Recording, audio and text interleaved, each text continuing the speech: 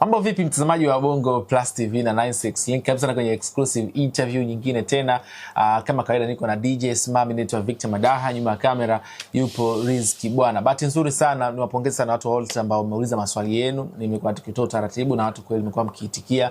Namna siku zinavyozidi kwenda watu mnaelewa lile somo la nini ambacho kinatakiwa kifanyike pia. Kwa hiyo niwashukuru sana. Leo na maswali mengi sana ambayo pia DJ Smami atakuwa yajibu kwa engo tofauti. Uzuri sisi atuangalie tu nini kimetokea, lakini pia tunaingia kwa undani kuweza kuyafahamu yale ambayo yametokea, na jukumu hili pia DJ Smami tunamwachia yeye. Kaka kwema lakini? Alhamdulillah. Mambo anasemaje? Namshukuru Mwenyezi Mungu kama kawaida. Kwanza nikushukuru pia. Leo umesuggestion bana tusitumie mic. Tuna badilika yani. Wana kuonea huruma wake, unaweza kukaa hivi hadi mpaka yani unahisi kabisa huko. Kwa hiyo tuko tofauti kidogo. Ni flexible kidogo. Sawa kabisa. Tuanze na Iran kwa sababu ndo mambo yenyewe yamenani sana huko Mashariki ya Kati. Naam. Unajua vita wakati zinaanza sababu ziko zinatajwa nyingi sana. Kuna watu wanatajwa kwamba ni swala ya kiuchumi, kuna wengine kwamba ni swala ya kiimani, na kuna wengine wanasema swala ya kisiasa. Nataka tugusie kidogo katika engo ya kiimani sema.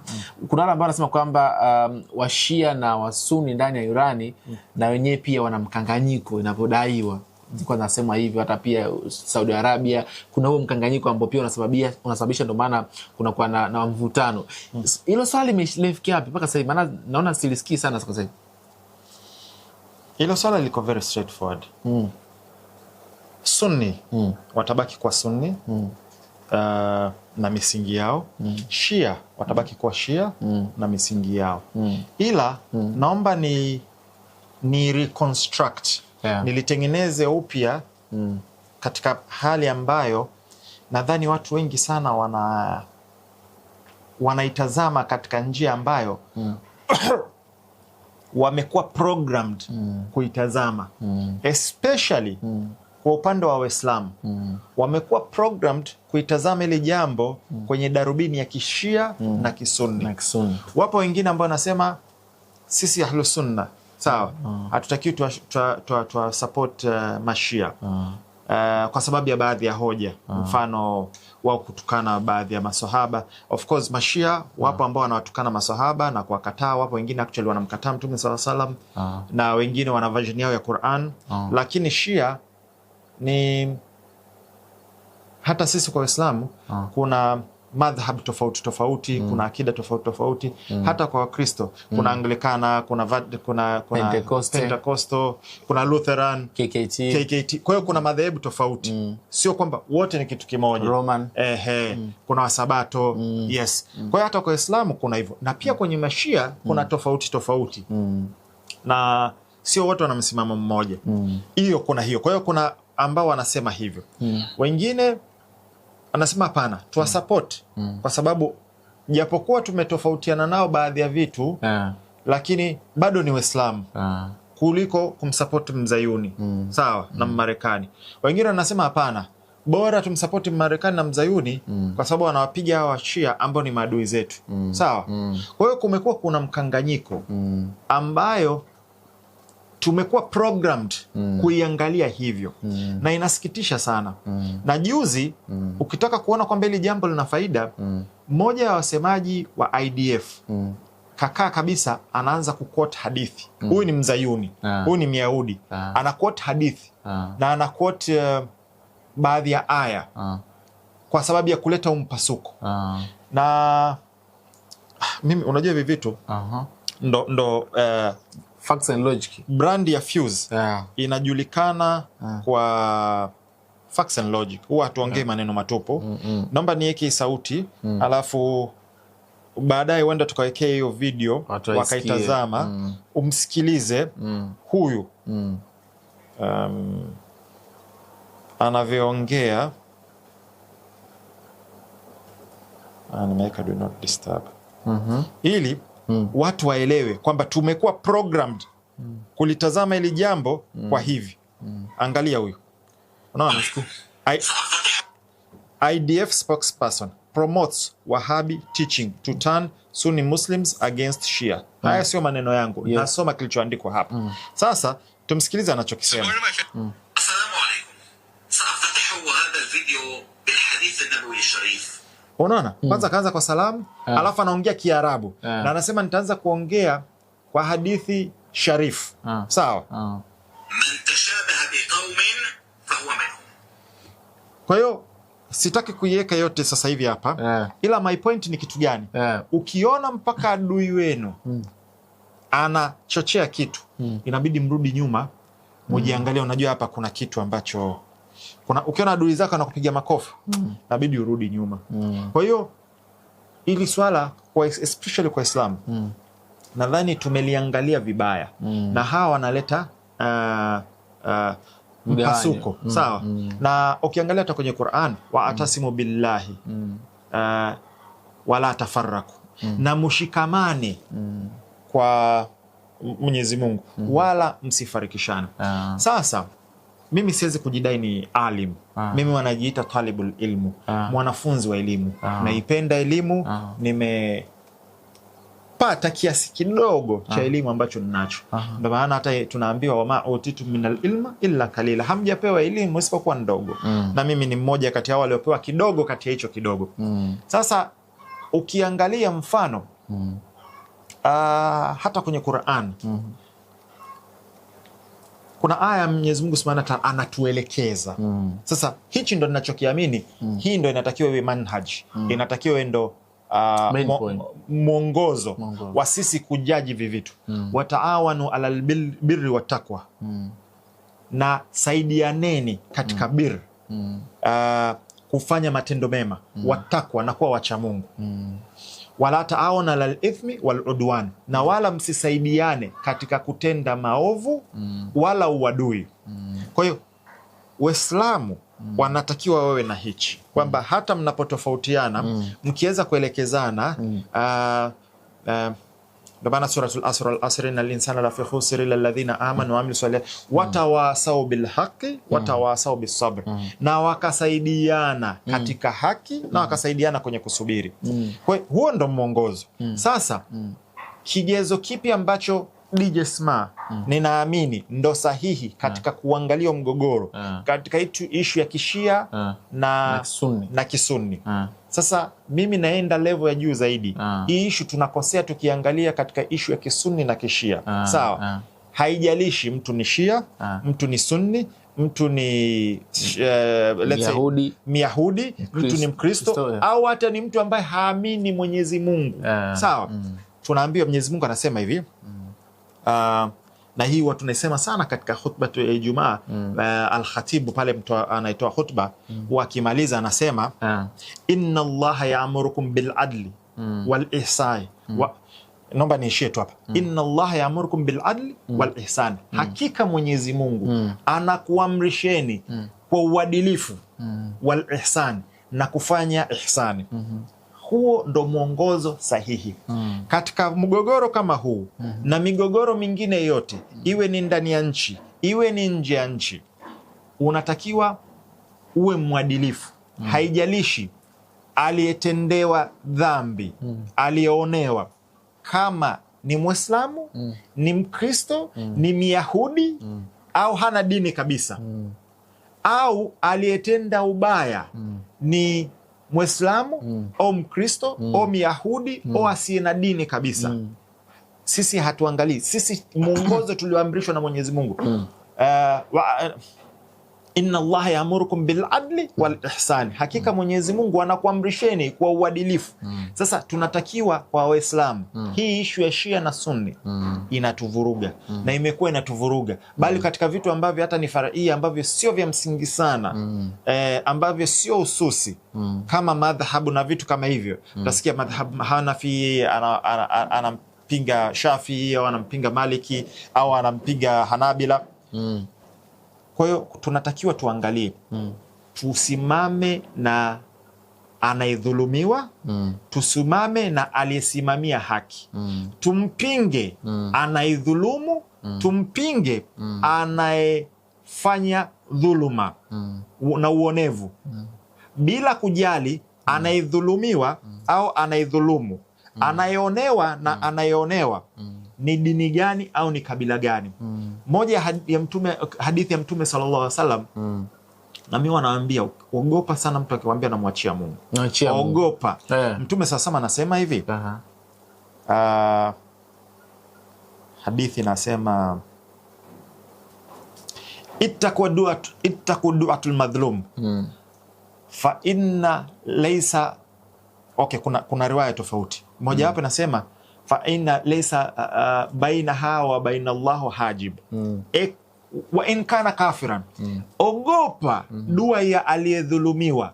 Hakika dua hiyo haina kizuizi chochote kati ya aliyedhulumiwa inapotoka mdomoni kwake au moyoni kwake kwenda kwa Mwenyezi Mungu. Njia ni nyeupe, hakuna kizuizi chochote. Alafu kuna riwaya akamalizia wa in kana kafiran, japokuwa hamwamini Mwenyezi Mungu. Kwa hiyo inasemaje? Hajasema kwamba sharti anayedhulumiwa awe ni Muislamu. Hajasema hivi. Bali ukiingia kwenye Uislamu kuna aina za wasiomwamini Mwenyezi Mungu. Sawa?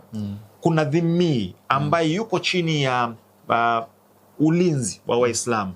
Sisi kafiri pekee ambaye tunaruhusiwa kupigana naye pekee, narudia, ambaye anaitwa kafir harbi ni yule ambaye anakupigeni nyinyi vita na kukufanyisheni madhara. Ila asipokuwa harbi huruhusiwi kupigana naye. Na unatakiwa umpe haki yake na unatakiwa umlinde. Na nikiingia kwenye imada naweza nikaongea muda mrefu. Kuna siku Saidina Umar radhiallahu anhu akakuta bwana mmoja anaombaomba ambaye hakuwa Muislamu. Akauliza, vipi huyu anaombaomba nini? Akauliza, na alikuwa Muislamu. Ulikuwa unalipa jizya? Unajua kwenye ukiwa chini ya himaya ya Waislamu kuna kodi ambayo unatakiwa ulipe. Okay. Akasema mimi wakati ule nilikuwa nalipa kodi. Akasema ni wajibu kwa Waislamu kumpa nani kutoka Baitul Mal. Na akahakikisha yule kapewa mali na ya kujikimu mpaka pale Mwenyezi Mungu atakapoamua. Umeelewa? Yule hakuwa Muislamu na huyo ni Saidina Omar khalifa. Kwa hiyo wanamuita an-natiq bis-sawab. Alikuwa anachokisema kauli yake ilikuwa inaendana na Qur'an.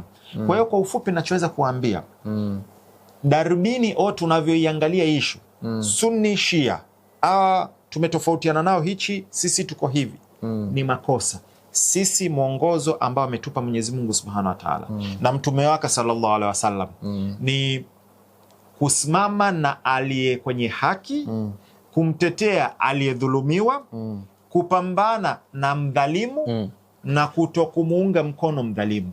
Hakuna vipengele vya Sunni wala Shia wala Wahabi wala Sufi wala Yahudi wala Mkristo.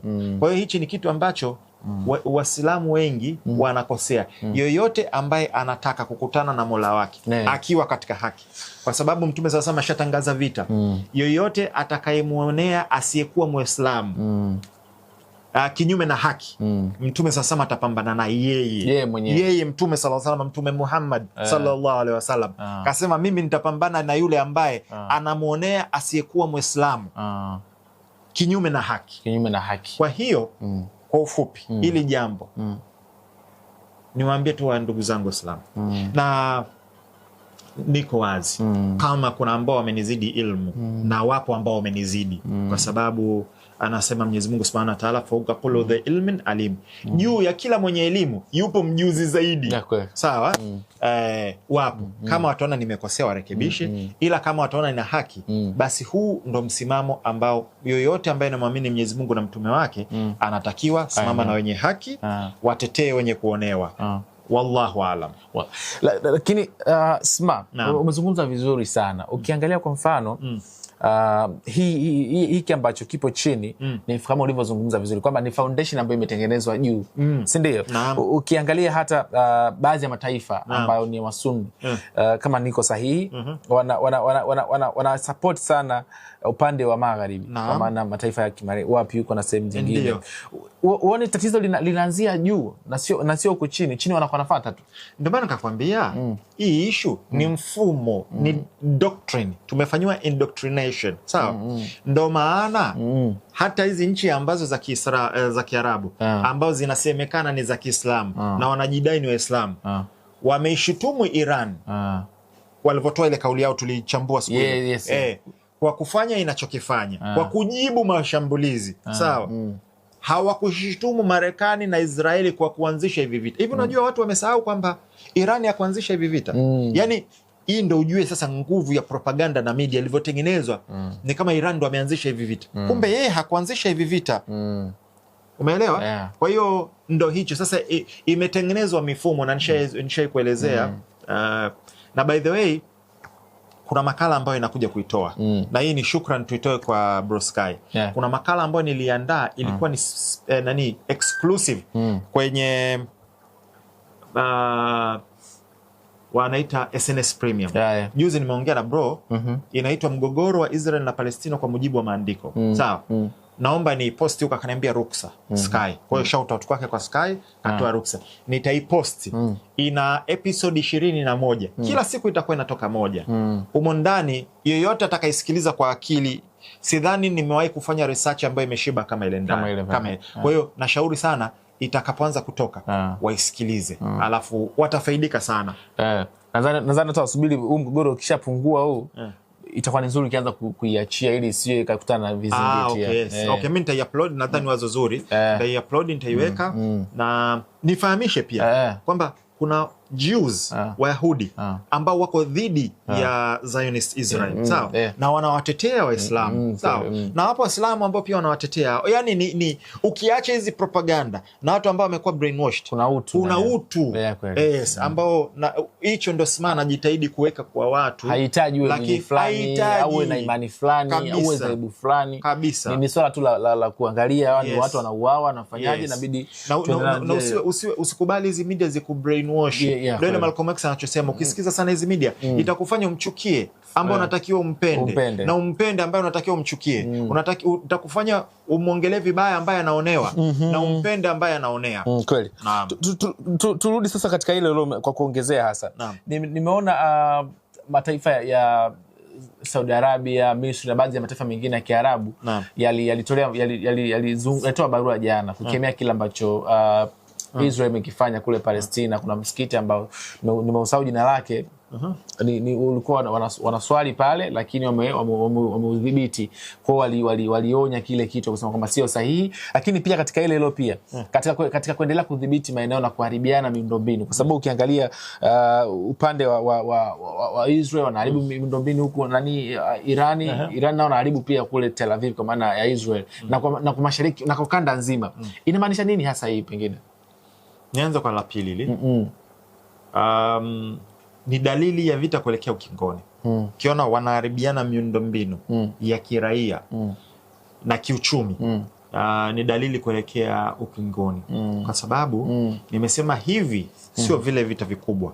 Bado kuna vita vikubwa ambavyo vitakuja, vitapigwa, yani heavyweight, ambavyo vitakuwa vikubwa zaidi, ambavyo vitahusisha kanda nzima ya pale, ambao mwisho wake Marekani itadhoofika, Iran itadhoofika, Gulf itadhoofika, alafu Israeli ndo atafanya ile Greater Israel kwa sababu ya expansion yake. Wanachokifanya sasa hivi wako, analysis yangu mimi, wako kwenye hatua za mwisho za kumaliza mgogoro. Sawa?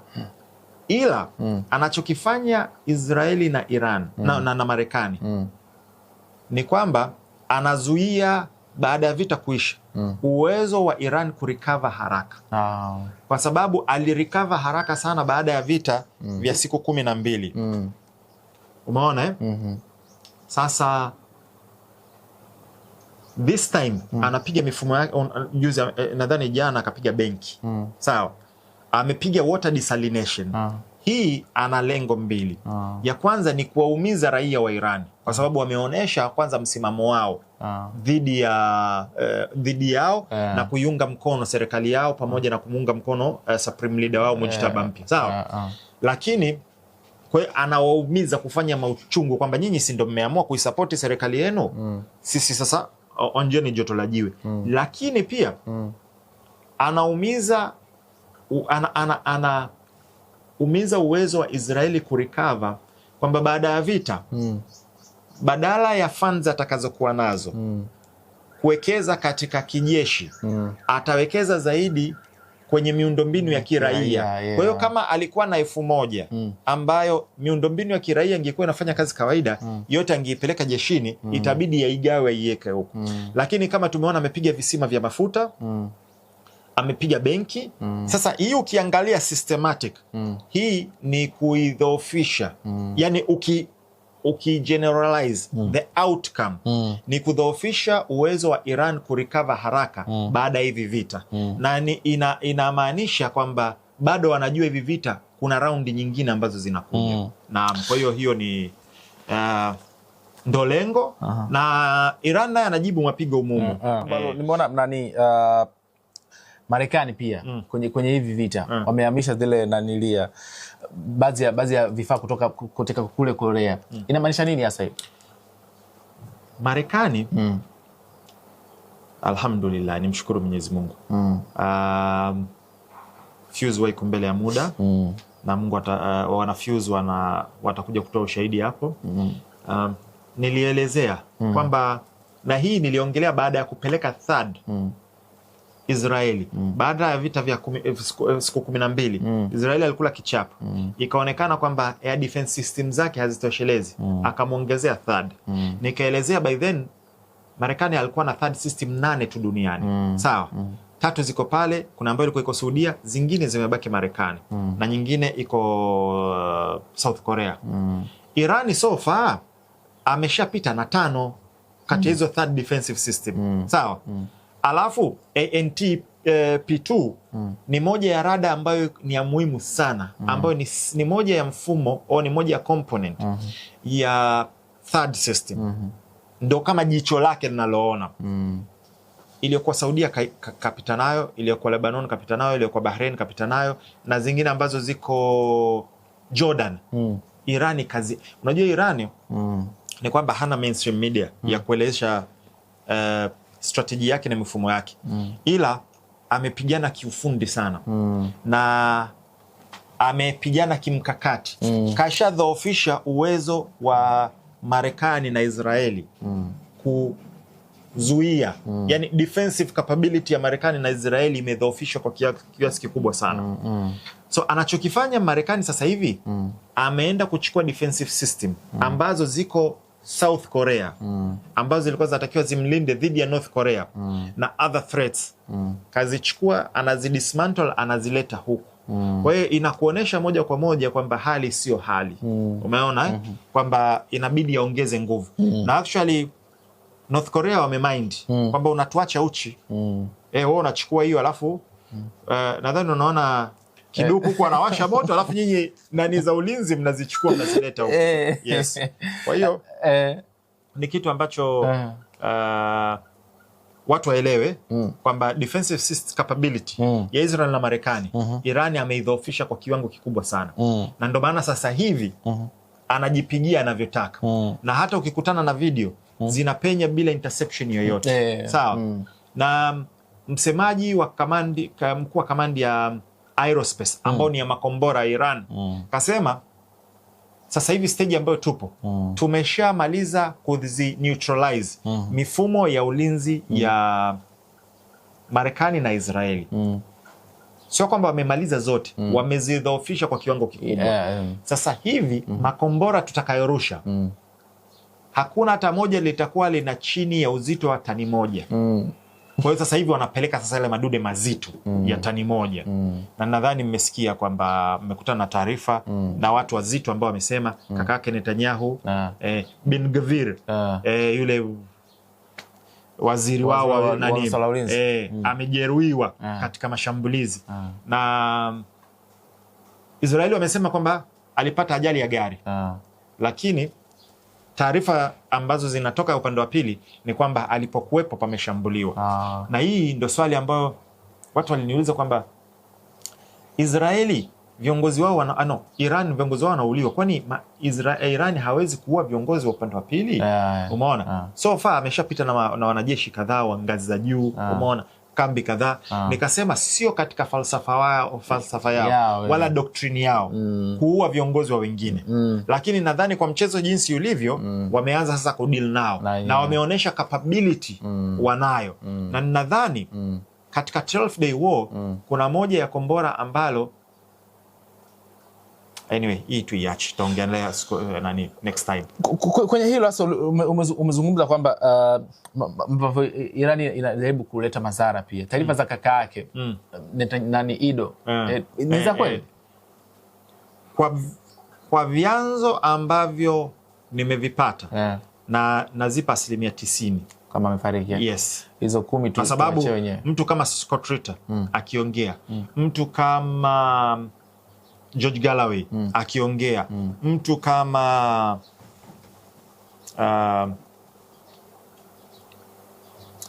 former CIA analyst Larry Johnson na wengineo ni watu ambao wao wana access ya information ambao sisi watu wa OSNIT hatuna access hiyo. Naam. Na walizungumza hicho kitu. Yes. Kinachoendelea Israel na Lebanon, ukiacha kwamba kuna mashambulizi ambayo yanaendelea pia, lakini kule Israel pia kwa mashambulizi yameongezeka sana. Nini ambacho kinaendelea katika hizo sehemu mbili? Nilisema kwamba moja ya mipango ya vita hivi ni kwamba the idea was kumdhoofisha Iran na kufanya regime change, lakini wakati huo kumega eneo la Hezbollah kwa nchi gani? Lebanon. Yes. Kwa hiyo wao wakaanzisha vita wakasema Hezbollah wameanza, lakini wamepeleka majeshi yao chini na wanakula kichapo. Ushahidi unavyoonyesha.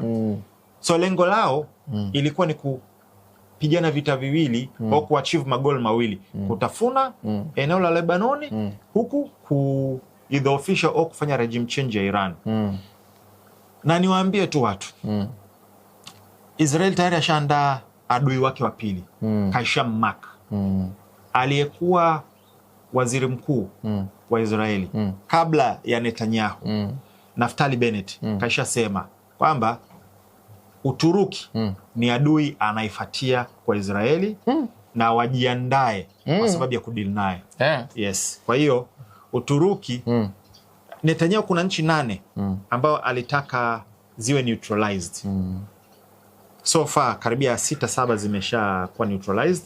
Uturuki anatakiwa neutralized, lakini pia Pakistan anatakiwa pia awe neutralized. Wana bomu la nuclear wale. Hicho sasa ndo ugumu unapokuja. Umeona? Kuna ile katuni ile. Kwa nini mnamshambulia Iran? Kwa sababu anataka kutengeneza bomu la nuclear. Alafu kwa nini wamshambulii North Korea? Ana bomu la nuclear. Kwa hiyo tuingoje tuone. Hazihitaji D2. Tungoje tuone, si ndio? Lakini sasa Sma, ulikuwa unazungumza pia upande wa Kim. Yes. Amekuwa akilaunch sana mabomu yake kule, akitembelea sana kwa ndani ya hichi kipindi. Nini, kuna ujumbe gani kwa Kim sasa hivi kinachokifanya kule Korea? Yaani anatuma ujumbe kwa sababu tunajua North Korea siwezi kusema ana ugomvi na Marekani, naweza kusema Marekani ndo ana ugomvi na North Korea. Kwa sababu North Korea hakumfuata Marekani kwenda kuanzisha bifu wao. Kwa hiyo anatuma ujumbe kwamba mkisubutu tu hapo, mimi mziki wangu ni mzito. Tena North Korea, unajua watu wasichokijua, North Korea ameisaidia kwa kiwango kikubwa sana Iran kwenye missile program yake. Teknolojia nyingi imetoka kwa North Korea. Yes. Sasa North Korea sasa na kuna swali ambalo watu walikuwa wanauliza, hivi kwa nini Iran isishambulie Marekani? Yes. Iran hana capability ya kushambulia Marekani. Ni mbali sana. Zaidi ya kilomita 8,000. Hana makombora hayo kwa sasa hivi. Unless anayo ameyaficha. Ila kwa hali inavyoendelea, kwa hiyo inavyoenda, si ajabu akaona kuna umuhimu wa kulitengeneza kwa sababu ya ulinzi wa future. North Korea anazo intercontinental ballistic missiles ambazo zinaweza zikatua mpaka Marekani. Kwa hiyo wakimwanzishia North Korea Barangati, ana uwezo wa kuadunda humo ndani, akawapelekea moto ndani ya ardhi yao. Washington, New York na kwingineko. Yes. Na yale magorofa sasa siji itakuaje kwa. Asara yake si ndio itakuwa kubwa sana. Mungu atuepushe mbali hivi vitu. Unajua sisi tunavichambua lakini sio kitu kizuri. Sana kabisa. Ni maisha watu wanakufa. Sisi wa Tanzania tumeishi kwa amani tangia yani kwanza uhuru wetu hatukupigania, hatukumwaga damu kama wa Kenya na nchi zingine.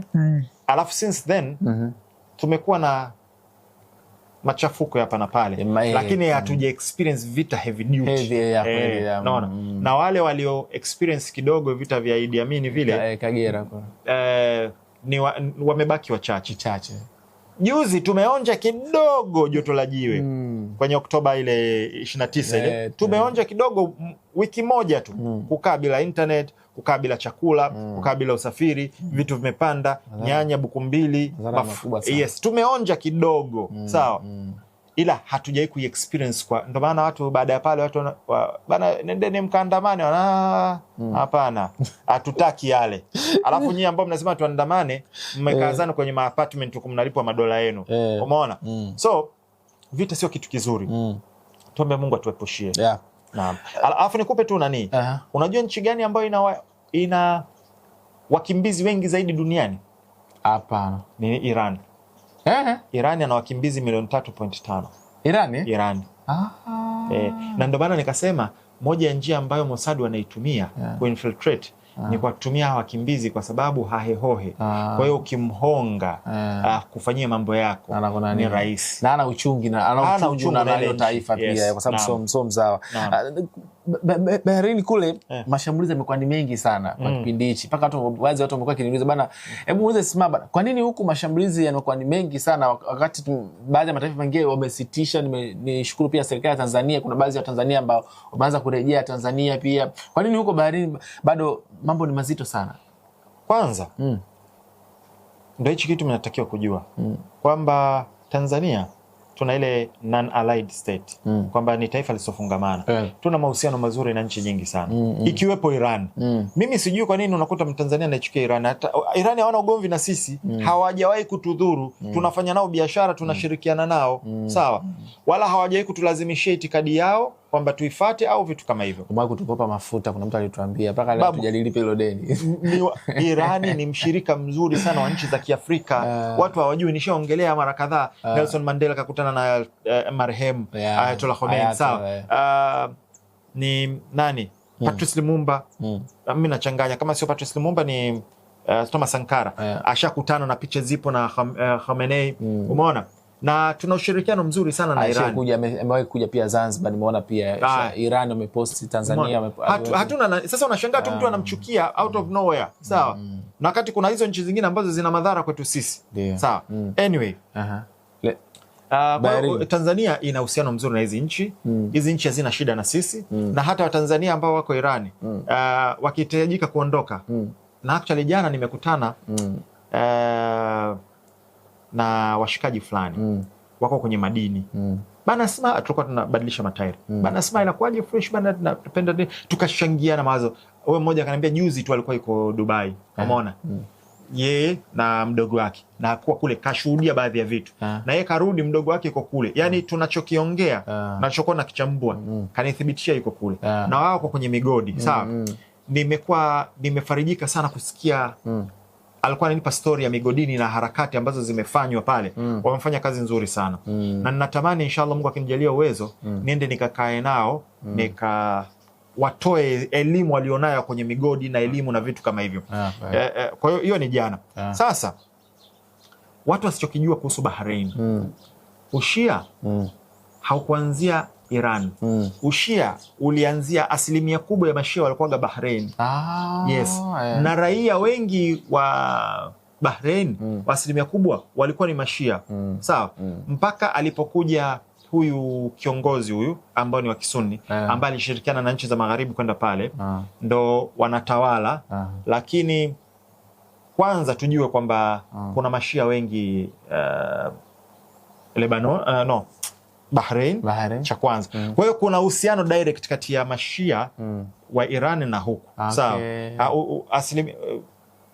Iran haikuwaga ni nani ya kishia kwa asilimia kubwa. Hilo la kwanza. La pili, kambi kubwa zaidi ya kijeshi Middle East iko Bahrain.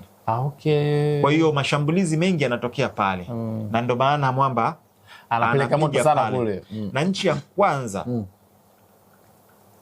Anyway, kwa sababu kuna maswali mengi niishie hapo. Kwa hiyo ndo watu wajue kitu kimoja kwamba kwanza watu wajue kwamba kuna historical context kwamba Bahrain na Iran wote wana background ya Kishia, wana way back, maasimu wa jadi.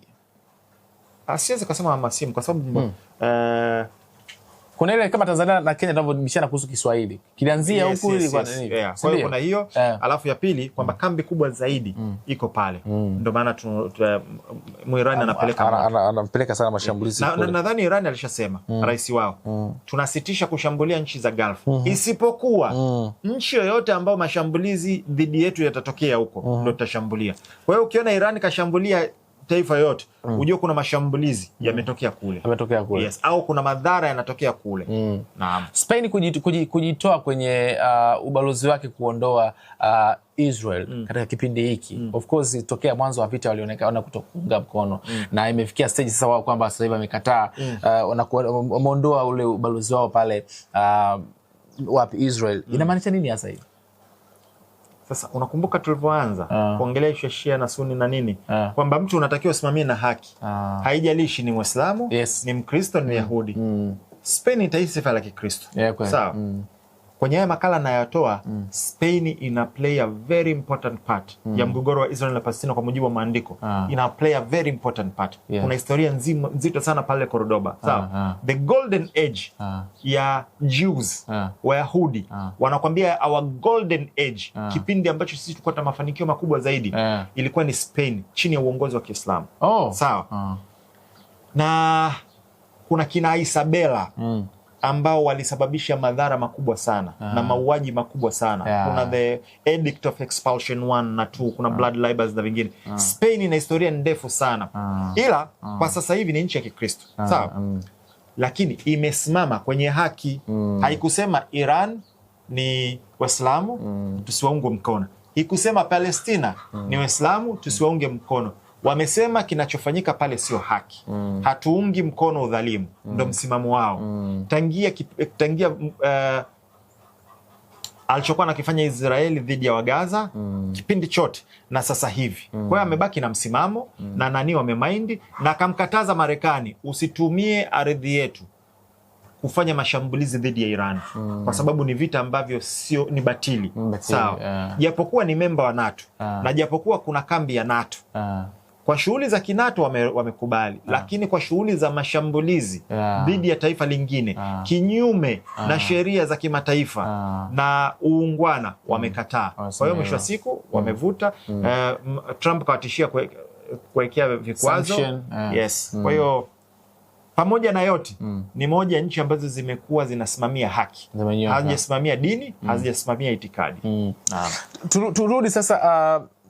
Trump amezungumza na Putin na akasema kwamba simu yao ilikuwa ni simu nzuri na ameongea wameelewana vizuri katika kila alichokuwa akizungumza. Alikuwa akizungumza hivyo Trump juzi. Pengine hasa simu ya Trump kwenda kwa Putin katika kipindi hiki sema kwa jicho lako hasa kwa wana fuse na watu wanaotazama sasa hivi uelewe kitu gani hasa?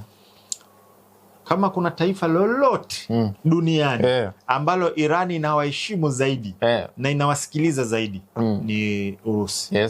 Cha kwanza. Na kama kuna kiongozi yoyote katika viongozi wote duniani ambayo Irani inamheshimu na inamsikiliza ni Vladimir Putin.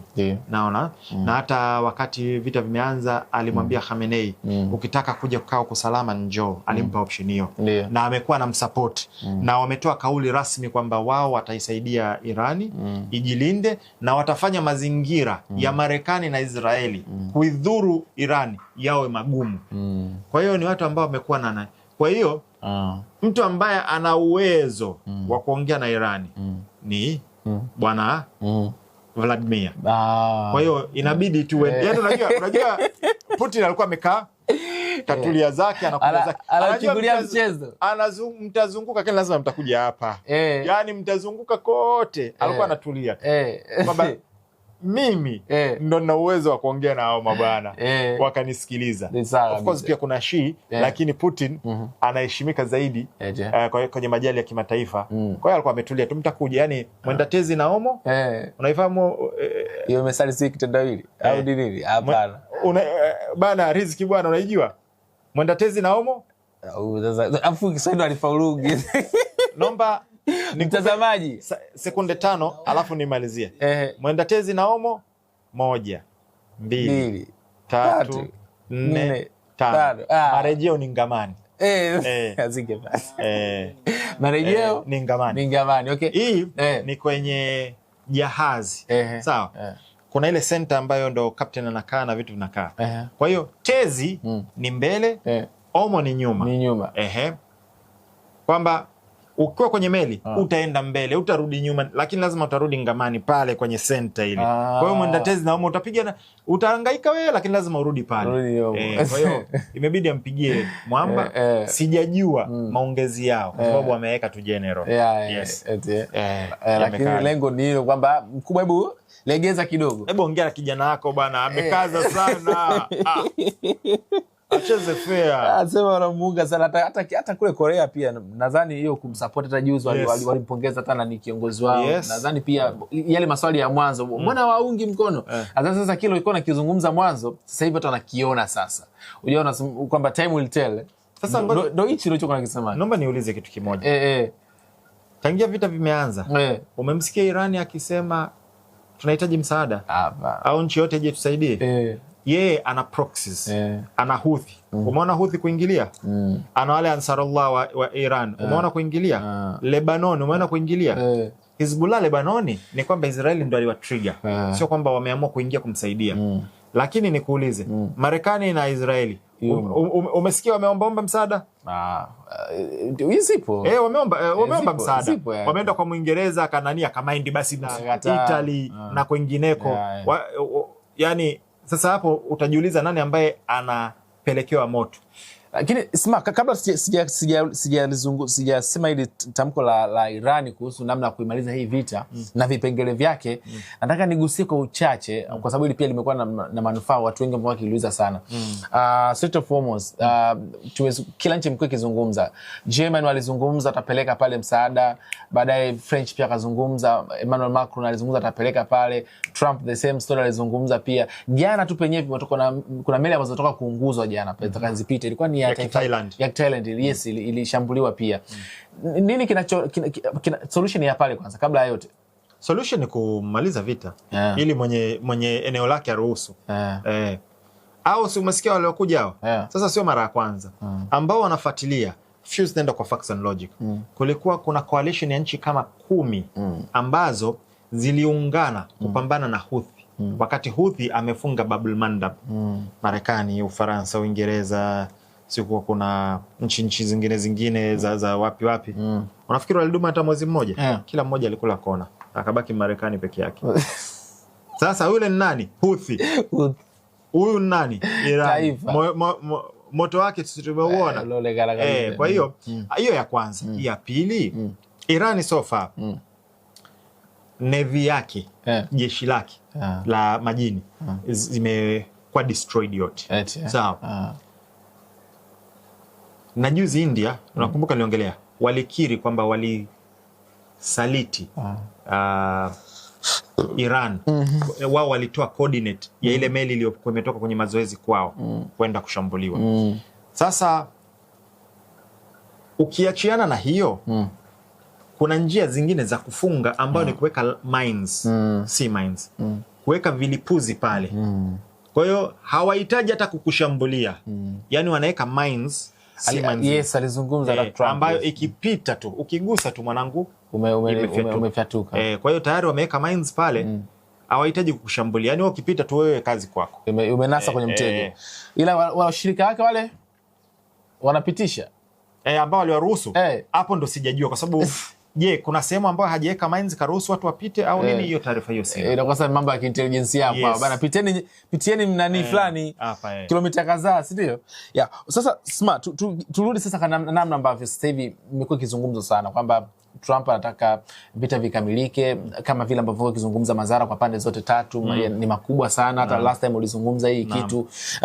Irani, Masoud Pezeshkian amenukuliwa akizungumza kwamba baada ya kufuata na mpatanishi ambao ni Oman ambaye mko akitumika mara kwa mara, wakasema kwamba sisi kuhusu kumaliza vita hatuwezi kumaliza kwa sasa hivi, ila akazungumza masharti matatu.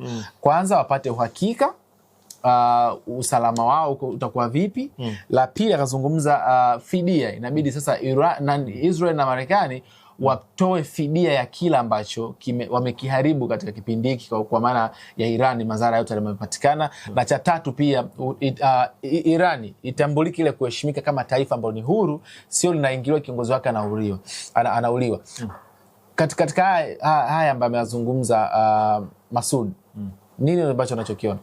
Cha kwanza ni haki alichokisema, yote matatu. Cha pili, haitekelezeki. Kwamba alichokisema ni sahihi, lakini haitekelezeki. Kwa sababu Marekani amefanya mashambulizi bila approval ya Congress, bila approval ya Umoja wa Mataifa. Wamevunja sheria zote za sovereignty ambazo unajua za kimataifa. Sawa?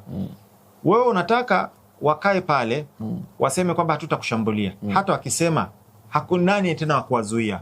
Kwa hiyo haitekelezeki. Kwa hiyo kipindi kile cha kwanza hakitekelezeki. Cha pili, cha kutaka alipwe gharama ni sahihi. Kwa sababu Jerumani alilipishwa gharama za kuvamia nchi nyingi na kwenye World War II. Sawa?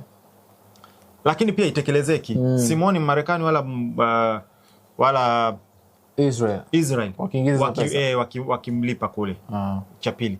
Cha tatu ni kwamba itambulike. Tayari Iran inatambulika. Ndio maana ni memba wa UN. Sawa? Nadhani anachokimaanisha yeye mwenyewe anajua kwamba hivi vitu havitekelezeki. Lakini anataka tu kujiweka on the safe side kwa ushahidi. Kwamba niliweka masharti haya. Kwamba mimi na wewe tumekopeshana. Ninao ushahidi hapa, uliandika kwamba mimi hautanishambulia. No, yani mimi unaandika kwamba mimi nimekuja kwa DJ Sma, amenikopesha shilingi 20,000, nitakiwa nimlipe nini haki yake nini. Kwa kuonesha tu ushahidi ambao wewe hata usipo nilipa mimi kukulazimisha kunilipa, mahakama kunibana nilipe ni process ndefu sana. Lakini angalau na ushahidi. Umeona Kwa sababu nikutolee mfano, kulikuwa kuna Minsk Agreement 1 na Minsk Agreement 2, sawa, za Donbas, kati ya mgogoro wa Ukraine na Donbas na Urusi. Zote zikawa zina washirika wake. Haikutekelezwa. Na Angela Merkel alisema tulisaini ule mkataba bila kuwa na nia kuutekeleza. Tulikuwa tuna buy time ili tumwezeshe Ukraine awe na jeshi imara la kuweza kupigana na Urusi. Kuna mikataba mingi sana ambayo imeshasainiwa ambayo Marekani amejitoa, ikiwepo JSPO. Sawa? Kwa hiyo anachokisema ni haki, lakini sioni akitekelezeka. Na ngoja tuone. Nadhani masharti yatabadilika na vitu kama hivyo, lakini sioni akitekelezeka. Okay, sawa.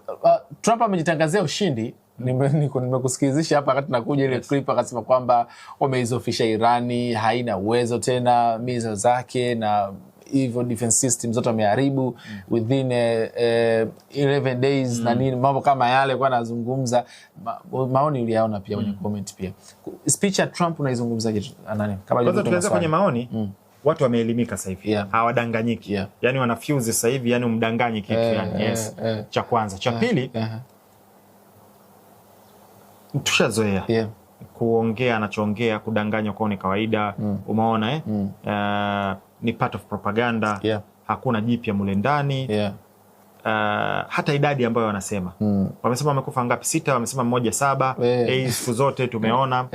Na taarifa ambazo zimetoka pia kwa watu ambao wanaheshimika ni kwamba kuna Delta Force 147 wamedakwa na IRGC Iran, wamekamatwa. Waliingia.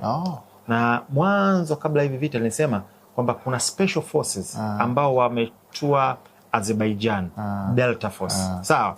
Na nikasema sioni Marekani akipeleka ground troop yake isipokuwa special forces ambao ndio Delta Force. Sawa? Walioenda pale. Delta Force asikwambie mtu ni kikosi ambacho kiko imara sana, wako very well trained, ni amongst the best, sawa. Wamezidiwa tu na Special Action Group ya CIA, ila wameenda wamekutana na Wamba IRGC, wamenasa na kuna home advantage, kuna vitu vingi sana ambavyo vinapelekea hivi kufanikiwa. Details zake hazijawa ziko kwa wingi sana confirmed, ila waliozitoa hizi taarifa ni watu ambao wanaheshimika. Kwa hiyo tusubiri confirmation. Yes. Okay, sawa. Smart, tuchukue break kidogo, tukirejea sasa turudi kwenye maswali ambayo wewe umeyauliza, na watu niwapongeze bwana, watu wameuliza sana maswali mengi sana. Kwa hiyo Smart bwana, licha uchambuzi wote huu ambao umeufanya, kuna maswali ya watu inabidi yajibu. Na hii ni segment watu wajue. Tumeianzisha sisi ya maswali na majibu. Yes, kwa hiyo kesho na kesho kutwa ukiona na sehemu zingine wana mfumo huu. Credit zitolewe. Wewe Mbongo atakupa credit ndugu yangu. Anyway, let's take a break kidogo. Tunarejea ndugu zangu.